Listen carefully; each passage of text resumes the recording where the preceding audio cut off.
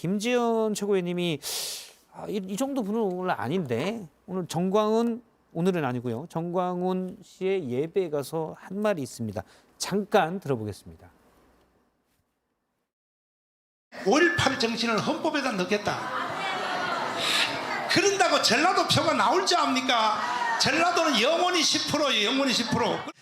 그건 불가능합니다. 불가능해요? 예. 불가능하죠? 예, 불가능합니다. 불가능하죠. 그냥 저도 반대입니다. 예. 일단 5.18 정신을 헌법 전문에 수록하겠다. 윤석열 대통령이 대선 후보 시절 여러 차례 한 약속입니다. 그런데 이제 그냥 립서비스다. 전라도 표를 위한 안 나온다. 그런데 김지현 최고위원이 저도 반대입니다. 이렇게 얘기를 했어요. 어떻게 보시는지요? 부끄럽고 창피하고요. 참 저런 분이 집권 여당 최고위원회 수석 최고위원이라는 게 상당히 좀 좌절스럽다라고 말씀을 드립니다. 예. 좋아요. 뭐 선거하는 과정 중에서 정광훈 목사로부터 도움을 받았기 때문에 가서 립 서비스하고 덕담할 수 있어요. 예. 하지만 윤석열 대통령이 그동안 대선 후보 시절, 대선 당선자 시절 몇 차례 얘기했던 5.18 정신의 헌법 전문 기록, 수록 예. 이것조차도 그냥 한 정치인들이 표를 얻기 위한 수단으로 립 서비스한 거다라고 폄하하는 것은 상당히 좀 문제가 있어 보입니다. 이 발언이야말로 국민의힘 윤리위원회에서 예. 바로 윤리 회부를 해야 되지 않을까라는 좀 생각이 들어요. 음. 당 1호 당원인 대통령을 거짓말쟁이로 만들었고요. 김기현 대표도 이 약속했었거든요. 예. 당 대표도 모욕했고요. 특히 호남 정신, 민주주의 정신을 폄하하고 모욕했습니다.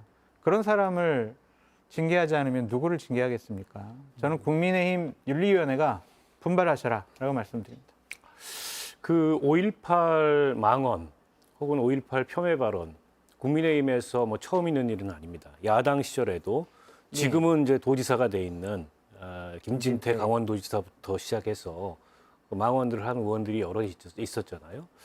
그에 대해서 당 내에서조차 징계도 있었고 굉장히 큰 비판이 있었고 또 김종인 비대위원장 시절 이준석 전 대표 시절에 특히 이제 호남 민심을 향해서 아주 적극적인 진정성 있는 그런 모습을 보였단 말이에요. 근데 다시 제자리로 돌아간 느낌이에요. 김재원 의원이 저 발언을 함으로써 좀 전에 이제 장성철 소장이 윤리 얘기했는데 이거야말로 윤리 가야 될 사안이죠. 수석 최고위원회 당선되자마자 그것도 특정 종교인과 저런 부적절한 대화를 나누면서 5.18 정신이라는 게 무슨 호남만의 정신이거나 민주당만의 정신이 아니잖아요.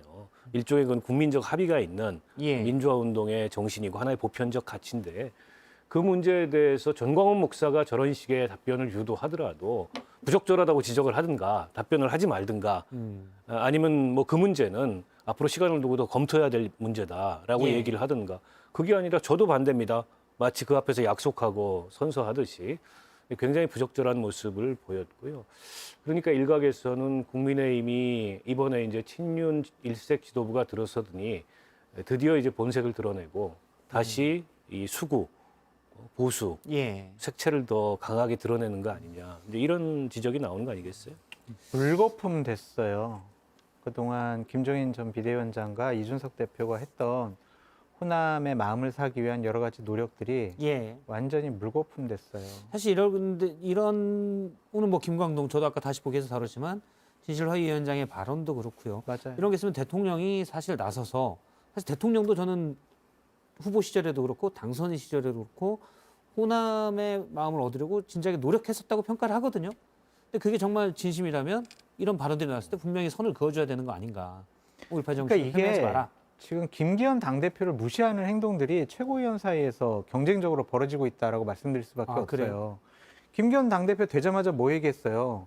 통합, 화합, 당내 갈등 없애겠다 이런 식의 얘기했잖아요. 예. 근데 최고위원들이 다음 날 나가가지고 이준석 계열 완전히 뭐 추방해야 된다, 당원들의 뜻이다, 상종도 하기 싫다, 뭐 훌리건들이다 이런 막말도 공천도 주지 말아야 된다 이런 막말들 하고 다니잖아요. 예. 김기현 당대표가 당대표로서 리더십을 발휘하기가 너무나 어려운 상황이 돼버렸다. 김기현 대표는 사실은 뭐 그렇게 그러니까 뭐 강성 지지층이 휘둘리는 스타일은 또 좀 아니잖아요, 원래. 아니죠. 원래 좀 합리적인 스타일이긴 하죠. 그래서 저는 김기현 당대표가 자신의 당대표로서의 권위를 나타내고 최고위원들에게 경고를 하기 위해서 대통령에게 정례회동 좀 해주세요라고 말씀하신 것 같아요.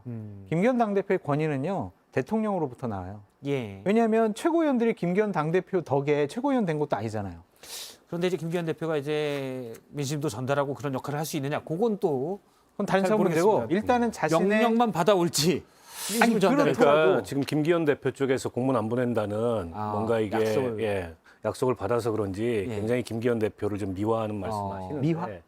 저게 역할 분담일 수도 있어요. 당 대표가 직접 연대 포용 탕평을 얘기해 놓고 예. 이른바 천하용인 이준석계 공천에서 배제하고 당에서 드러내야 된다 이런 얘기 못 하잖아요. 그러니까 최고위원들이 거의 한 입으로 선거 끝난 다음 날부터 그 얘기를 하고 있고 그건 곧 그게 이제 대통령실이나 용산의 뜻이라는 것을 저는 방증하는 그런 하나의 굿캅, 증거라고 그렇죠 보고요. 그리고 김기현 대표의 권위는 대통령한테서 나온다면 그건 비정상이죠. 아무리 여당 대표라고 하더라도 당과 대통령실은 분리되어 있는 거고 당 대표의 권위는 당원들이나 국민들한테서 나와야 되는데 이분이 이 홈에 들어와서 홈플레이트를 찍긴 찍었는데 출발을 3루에서 했어요. 예. 남들은 타석에서 시작해가지고 힘겹게 1루 돌고 2루 돌을 때 이제 3루에서 출발해가지고 내주자야? 들어와서 만세 불렀단 말이에요. 예. 내주자. 그러니까 권위가 없는 거예요. 저는 김기현 대표의 권위는 계속 없을 거예요. 왜냐하면 저 대통령실이 거의 만들다시피 해서 꽂은 당대표고 당대표로서 자율적인 운신의 폭이 거의 없고 또 민심을 있는 그대로 전달할 지금 당과 대통령실의 관계도 아닌데 거기에 무슨 힘이 실리고 권위가 실리겠어요. 그럴 수도 그러니까 있겠네요. 정례회동 하는 거죠. 김기현 대통령. 대표가 뭔가 아니, 정례회동 얘기를 한 다음에 오도받는 거예요. 그게 무슨 권위야. 아니 그래도 제가 또 당대표를 모셔봤잖아요. 예. 김무성 대표 그 당시에 친박 최고위원들이 김무성 당대표 잡아먹으려고 막 이렇게 노려보고 있었거든요. 근데 박근혜 대통령하고 두 번인가 독대를 하고 왔어요. 그때는요, 조용해요. 대통령께서 무슨 말 하셨는지 막 귀추를 주목을 한단 말이에요. 그래서 기본적으로 여러 가지 오더를 받긴 하겠지만 그 오더가 대통령의 뜻이야 라고 하면서 본인이 하고 싶은 얘기를 거기서 묻어서 하면은요, 그게 또 대통령의 뜻이 되니까 최고위원들이 근데 이제 뭐라 못해요. 그렇게 했는데 김기현 대표가 지금 장성철 소장님 말씀드렸는데 갑자기 장지원 의원이 그건 아니야 해버리면 그렇죠. 이제 또 모양이 조금 대통령이 충분히 그럴 뜻이 개연성이 꼭 그건 아닌데? 예, 라고 충분히 해버리면, 그럴 개연성이 있죠. 대통령의 뜻이 다른 곳에서 막 흘러다닐 가능성이 있어요. 알겠습니다. 일단 그 장성철 소장님과 친한 강동갑 윤희석 대변인이 그쪽으로 가서 근데 윤희석 그런 대변인은 저랑 친하다라고 하면은 되게 본인의 정치적인 앞날에 먹구름이 낄 수가 있기 때문에 예. 그냥 저 아는 정도로 해주시죠. 그냥 아는 사이. 지인으로. 네, 지인. 알겠습니다. 이미 장성철이 누구야 이렇게 얘기하고 다닐 겁니다. 살아야죠. 알겠습니다.